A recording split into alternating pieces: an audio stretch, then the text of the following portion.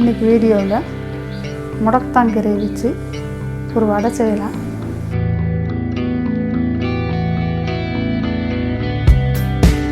பட்டாணி பருப்பு 1 கப்பு, கடலைப்பருப்பு 1/4 கப்பு போட்டு ஊற வச்சு 2 மணி நேரம் ஊற வச்சு கழுவி எடுத்து வச்சுருக்கேன்.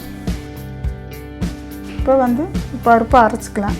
அதுக்கு சோம்பு, மிளகாய் கிள்ளி வச்சுருக்கேன், மிளகாய், இஞ்சி, பட்டை இதெல்லாம் போட்டு அரைச்சா வாயில் கடிபடாது, குழந்தையும் நல்லா சாப்பிட்டுக்கும். இப்போ போட்டு அரைச்சிடலாம். இந்த பருப்புக்கு தேவையான உப்பு சேர்த்துக்கலாம். இப்போ ரொம்ப நைஸாக அரைக்காமல் இப்படி அரைச்சி எடுத்துக்கணும். உப்பு பத்தலைன்னா உப்பு இருக்குதா என்னென்னு பார்த்துட்டு உப்பு போட்டுக்கலாம். இப்போ முடக்கத்தாங்கீரையை பொடியாக கட் பண்ணி போட்டுக்கலாம். இது கை கால் வலி, இந்த வாதம் இருக்கிறவங்களுக்குலாம் இந்த தலை சேர்த்திக்கிட்டால் வலி இருக்காது, ரொம்ப நல்லது.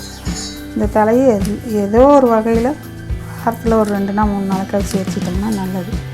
இது சூப் வச்சு குடிக்கலாம், குழம்பு வைக்கலாம். தலையில் தலை, வெங்காயம், பெருங்காயம் இதையும் போட்டுக்கலாம்.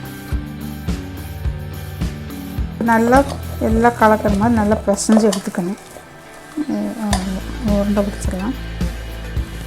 இது புளிச்சட்னி தொட்டு சாப்பிட்டா நல்லாயிருக்கு.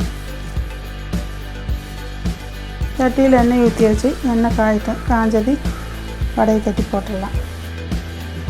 காஞ்சிடுச்சு, வடையை போட்டு எடுத்துடலாம்.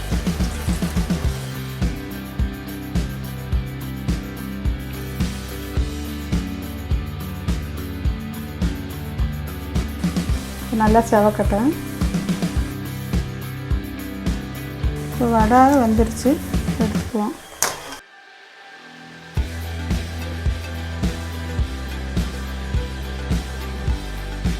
கீரை வடை முடக்கத்தாங்கீரை போட்டு செய்கிறதுனால இந்த கை கால் வலி இந்த மாதிரி குழந்தைகளுக்கெல்லாம் வேறு மாதிரி செஞ்சு கொடுத்தா சாப்பிடாது. இப்படி வடையில் போட்டு செஞ்சு கொடுத்தோம்னா சாப்பிடும்.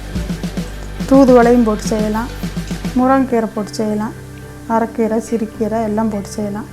பிடிச்சிருந்தா லைக் பண்ணுங்கள், ஷேர் பண்ணுங்கள்.